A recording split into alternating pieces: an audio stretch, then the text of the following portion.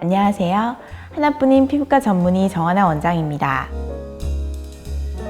여러분, 지금 한번 이마와 관자 부위, 귀 앞쪽, 목이나 쇄골 부위, 가슴이나 배, 손등을 세밀하게 만져보세요. 혹시 오돌토돌한 느낌이나 좁쌀 같은 무언가가 느껴지시나요? 그렇다면 오늘의 주인공을 의심해 보셔야 합니다. 오늘은 많은 분들이 가지고 있지만 내가 가지고 있는지도 잘 모르고 계시는 바로 그것. 한번 발생하면 한 개가 두 개가 되고 나중에는 수십 개, 수백 개로 퍼져버리는 그것. 피부의 바이러스 감염으로 발생하는 편편사마귀에 대해 알아보겠습니다.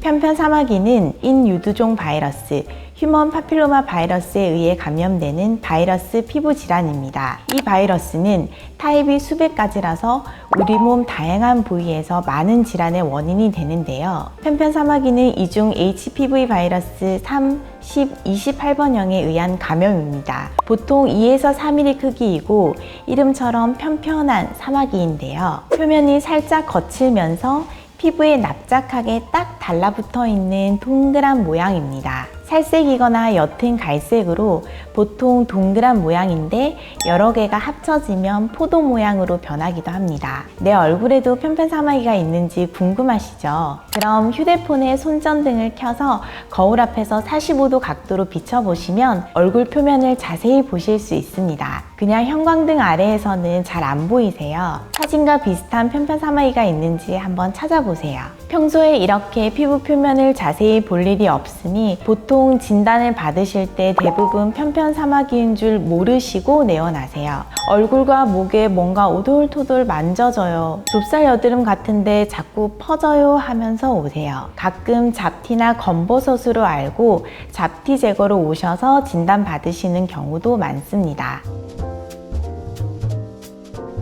보통 접촉에 의해 감염이 되는데요. 문제는 이 바이러스가 도처에 흔하게 존재합니다. 예를 들어 대중시설 손잡이, 버튼, 스포츠센터의 매트나 기구류, 타인과 스킨십으로도 감염될 수 있어요. 쉽게 우리가 외출해서 손으로 어딘가에 터치를 하면 거기에 바이러스가 있다고 생각하시면 돼요. 그때 묻은 바이러스가 약한 피부 장벽을 뚫고 표피세포에 감염이 되는 거죠. 처음에는 분명 어딘가에서 하나가 감염이 됐고 그 후에는 자가 접종으로 내가 얼굴을 만지면서 세수를 하거나 비비거나 오돌토돌하다고 셀프로 스크럽을 하면서 얼굴에서 점점 더 퍼지게 됩니다. 그런데 얘는 크기도 작고 색깔도 연하고 자각 증상도 별로 없으니 수십 개 혹은 수백 개가 퍼질 때까지 모르시는 경우가 많아요. 그리고 내 몸에서만 퍼지는 게 아니라 가족에게까지 전염될 수 있습니다. 네, 이것들은 완전히 다른 질환입니다. 주전 말고 5가지 정도가 편편사마귀와 헷갈리실 수 있어서 한번 정리를 해봤는데요. 편편사마귀는 2에서 3mm 정도 크기에 살색이거나 약간 갈색이고 편편하면서 피부에 딱 달라붙어 있는 모양입니다. 비립종은 주로 얼굴에 잘 생기고요. 하얀 진주알 같은 게 콕 박혀 있는 모양인데 피지와 각질이 뭉쳐서 생깁니다. 쥐젖은 보통 접히는 부위, 목이나 겨드랑이에 잘 생기고 크기는 1에서 5mm 정도 크게 생길 때도 있고요. 살색이 부드럽고 말랑한 병변인데 넥이 있어서 살짝 작은 풍선처럼 튀어나와 있습니다. 검버섯은 피부 노화로 발생하는데 경계가 뚜렷하고 보통 크기가 더 크고 색깔도 더 진한 갈색을 띠고 있고 기름기 있는 두꺼운 비늘이 덮여 있습니다. 한건족은 땀샘에서 기원하는 작은 양성 종양인데요. 주로 눈 주변에 생기고요. 살색이 구진으로 표면이 매끄럽기 때문에 편편사마귀와는 좀 차이가 있습니다. 모공각각증은 피부의 각질이 탈락하지 못하고 모공의 입구를 막아서 모공 입구가 볼록하게 솟아올라서 피부 표면이 오돌토돌하게 보이는 경우를 말하는데요. 흔히 닭살 피부라고 표현하시죠. 실제로는 사진처럼 전형적인 모양이 아닌 경우도 많고 이런 병변들이 여러 가지가 섞여 있는 경우도 많습니다. 저는 매일 매일 보다 보니 구분이 되지만 집에서는 구분하기 어려우세요. 그래서 꼭 피부과에 오셔서 정확히 진단을 받고 치료를 받으시길 바랍니다. 이것들과 편편사마귀의 가장 큰 차이는 바이러스냐 아니냐의 차이입니다. 나머지는 놔둔다고 해서 미용적으로 거슬릴 뿐이지 더 퍼지는 건 아닙니다. 하지만 편편사마귀는 바이러스이기 때문에 점점 개수가 늘어나고 광범위한 부위로 퍼지기 때문에 치료를 하는 게 맞습니다. 그리고 가족에게도 옮길 수 있으니 치료를 하시는 게 좋습니다. 다양한 치료들이 있는데요. 면역요법이라고 해서 DPCP 용액이나 알다라 크림을 병변에 도포해서 그 부분으로 면역세포를 유도하는 방법이 있고요. 다른 방법으로 경구약 중에 위험약인 시메티딘을 고용량으로 복용해서 세포매개성 면역을 강화해서 치료하는 방법도 있습니다. 체중 킬로그램당 40mg을 하루 2회 복용하는 방법인데요. 편편사마귀를 없애겠다고 약을 하루에 열알을 복용하기에는 좀 부담스럽죠. 이 두 가지는 효과가 있기도 하고 없기도 합니다. 결국 재현성이 떨어진다는 말인데요. 그래서 우리가 선택할 수 있는 가장 효과가 확실하면서 깔끔한 방법은 레이저 치료입니다. 보통 점을 뺄 때 사용하는 CO2 레이저나 어뷸약을 레이저를 이용해서 하나하나 병변을 깎아서 제거하는 시술입니다. 이때 시술실에서 무영등 아래에서 자세히 보고 작은 병변까지 놓치지 않고 세밀하게 찾아서 제거를 합니다. 가끔 자가치료를 하신다고 식초나 빙초산을 편편사마귀에 바르시는 경우가 있는데요. 접촉 피부염이 생길 수 있고 심한 경우 화학적 화상으로 편편사마귀보다 훨씬 보기 안 좋은 홍반이나 흉터가 남을 수 있습니다. 번거로우셔도 병원에 하루 내원하셔서 일단 편편사마귀가 맞는지 확인하시고 레이저로 깔끔하게 병변만 제거하시는 것이 피부 손상을 최소화하실 수 있을 거예요.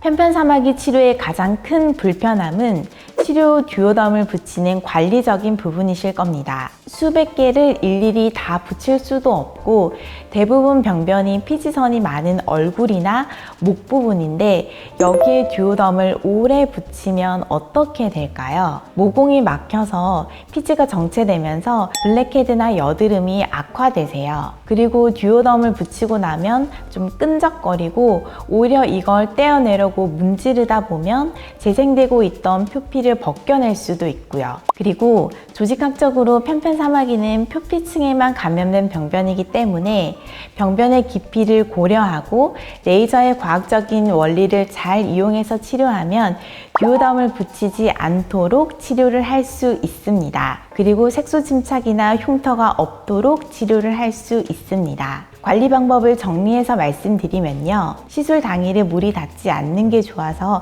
당일만 세안을 피해 주시고요. 다음 날부터는 가벼운 세안 가능하십니다. 시술 후 딱지가 떨어질 때까지 보통 3일에서 5일 정도인데요. 시술 부위에 항생제 연고를 가볍게 발라주시고요. 5일 후부터는 낮에는 자외선 차단제를 발라서 색소 침착을 예방해 주시고요. 밤에는 재생크림이나 보습제를 충분히 발라주세요. 시술 후 조금 티가 나는 3일 정도의 기간을 고려하셔서 금요일 오후나 토요일에 시술을 받으시면 다음 주 월요일부터는 일상생활에 크게 지장이 없으실 겁니다.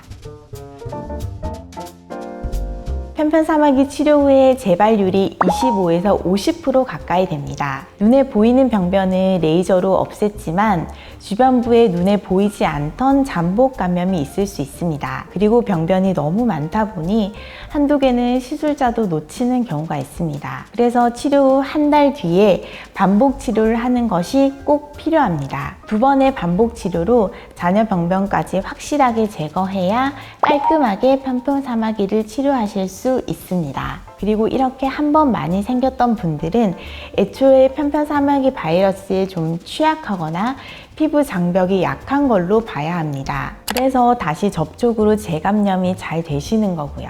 그래서 6개월 정도마다 피부과에 내원하셔서 점검을 받으시면 초기에 몇 개 생길 때 쉽게 제거하실 수 있으실 거예요. 그리고 다음에 말씀드릴 예방법도 잘 지키셔서 재발의 요인을 잘 컨트롤 해주셔야 합니다.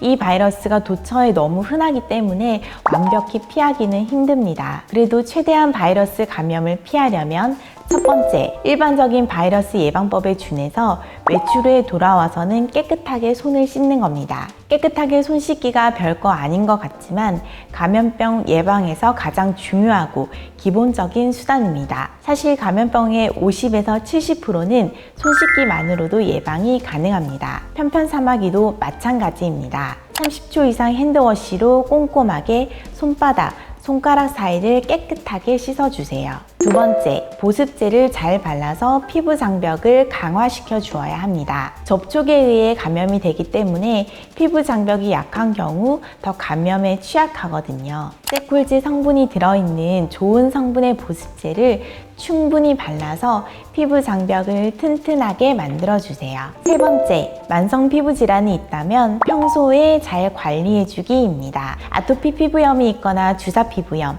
지루 피부염이 있어서 피부 장벽이 약한 경우 바이러스가 침투하기 더 쉬운 조건입니다. 그래서 평소에 피부염이 있다면 잘 관리를 해주셔야겠죠. 꾸준히 피부과에 내원하셔서 악화되지 않도록 관리를 해주시고요. 영양제로는 비타민C, 아연 성분이 피부 면역과 피부 장벽을 강화하는 데 도움이 되고요. 아토피 피부염이 있는 경우는 감마 리놀렌산을 복용하시면 부족한 피부 지질 성분이 보강되어서 피부 장벽을 더 강화시킬 수 있습니다. 오늘은 편편사마귀에 대해서 알아보았는데요. 편편사마귀는 나중에 개수가 많아질수록 잠복 감염이 많아져서 재발률도 더 높아지니까 조기에 치료를 하시는 게 좋습니다. 시술 후 관리가 최대한 편하시도록 시술을 하지만 그래도 며칠은 딱지가 앉아있고 붉은 자국이 있어요. 그래서 여름보다는 가을, 겨울이 시술 받으시기 좋은 시기라 이번에 영상을 제작해 보았습니다. 오늘도 영상이 도움이 되셨기를 바라고요. 지금까지 하나뿐인 피부과 전문의 정하나 원장이었습니다. 감사합니다.